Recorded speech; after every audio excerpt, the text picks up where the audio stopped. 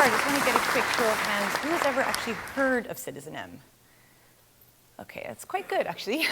Has anyone ever stayed in any of our hotels? Okay, so a few of you. So the concept of citizenM was essentially born out of a frustration. Our founder, who also happens to be my father, came from the fashion industry. He ran a company called Mex for about 30 years, which he ended up selling in 2001 to Liz Claiborne. And during his days in fashion, he had about 100 designers working for him. And they were always traveling around to big cities, so London, New York, Amsterdam, Paris, and always knocking on his door and complaining about the types of hotels they were staying in. They were designers, they wanted to stay in cool, sexy boutique hotels, but they ended up staying in kind of the Holiday Inns and the Marriotts of the world because of their limited travel budget. So it got my father to thinking, why is it that there's no cool boutique hotels, but at a more affordable price, that are more accessible? And that actually question led to a larger question, which is actually, why has the hotel industry not really changed at all for decades? Burberry and Apple have done a lot within the retail sector. EasyJet and JetBlue have done a lot for the airline industry. But actually, the hotel business model has essentially stayed the same. And there's a lot of frustrations actually within that traditional hotel experience. I'm sure you've all traveled a lot frequently, so I'm sure you're very familiar with these. So it's even a longer list, I would say, but things like waiting in line to check in, waiting in line to check out. Someone takes your luggage, you get to your room, you have to then wait for your luggage, then you have to tip that person. In your room, lots of extra costs, so you're paying lots for Wi-Fi, movies, phone calls, mini bar, that bottle of water next to your bed is often an extra, $10 to $15. Things like food and beverage timing, so you've missed breakfast and you basically can't have breakfast anymore, or you've just missed lunch and you can only choose from a limited snack menu. Things like staffing being there's so many different departments in a traditional hotel that you often don't know who to ask what from. Do I go to guest relations? Do I go to the concierge? Oh no, that's a question for housekeeping. That's actually a question for the front desk. And also things like very scripted service. So you come in from a long day and there's this very much, hello sir, how was your day kind of approach, which doesn't often feel very human. Complicated different room types, so you're trying to book a room and you're not sure what's the difference between premium and standard and deluxe. So the list goes on. And what we realized actually is that we want to start a hotel, like Pierce already said, completely from scratch. We want to take that existing model and basically forget all about it and start with a blank piece of paper, but really taking into account the experience of the guest. So starting with what is it that new experience for that next generation of traveler should be like. That next generation of traveler we called the mobile citizen. And who is the mobile citizen? So this is not to be confused with the millennials. I think we're hearing this term millennials a lot lately. It's not necessarily an age thing. It's not necessarily a generation thing. It's much more of an attitude of what they're looking for when they travel and what they like to spend their money on in general. So these are frequent travelers. They're urban, they're tech savvy, they're open-minded people. They're looking for luxury. Absolutely, but not necessarily the traditional definition of luxury, which is this very grand, very inaccessible, having to wait for things and very expensive, but more what we call smart luxury. So to me, luxury is a great cup of coffee in the morning, maybe having an amazing shower after a long flight. Using my Uber app, actually this morning was a big luxury because there were no cabs. And we kind of, what we look at is that people really are mixing and matching between what they're spending their money on. So a typical mobile citizen might be someone that buys their clothing from Zara or H&M, travels economy, takes the subway, but has the latest Mac computer, has a beautiful Rolex on their wrist, or wants to go to the hottest restaurant in town or drink expensive champagne. So people are much more conscious of how are they distributing their budget. So how did that translate into the hotel experience? How did that conversation turn into what citizenM, the concept, has turned into today? So first things first, we said it's got to be efficient. Time is money. So quick 1-minute check-in, 30-second checkout. Very easy kiosks to use, RFID cards that you can charge everything to, and that actually you can keep and use on your next stay at citizenM as your room key again. So very easy, no big envelopes at the end of your stay.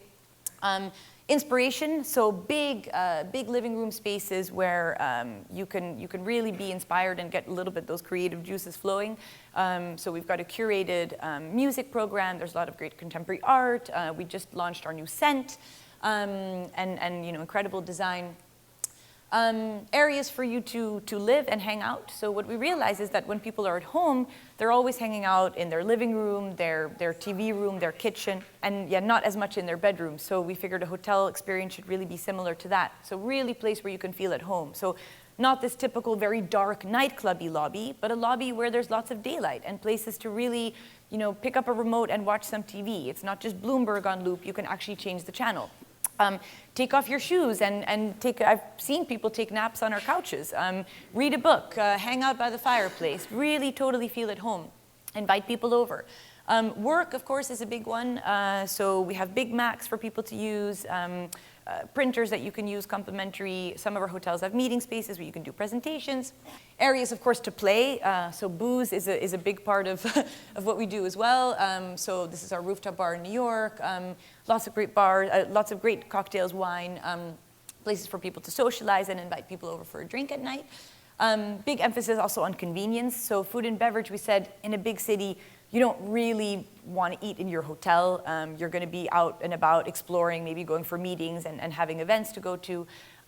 So essentially what do you need in your hotel? You need great breakfast, you need amazing coffee, you need great, a really good flaky croissant, maybe a sandwich if you've missed lunch.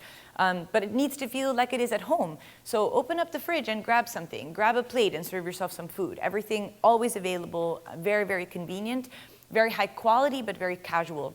And again, essentially, really just a kind of, informal process. Of course, you need to sleep like a baby. That is essentially why people are booking a hotel. They need a place to sleep.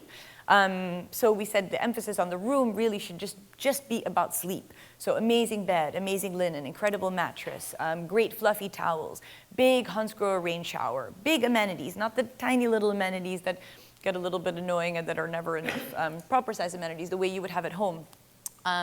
We don't believe in any hidden costs, so you shouldn't be spending extra for things in your room. So Wi-Fi, movies, Skype rate phone calls, free drinks in your minibar, and really just being able to really feel comfortable.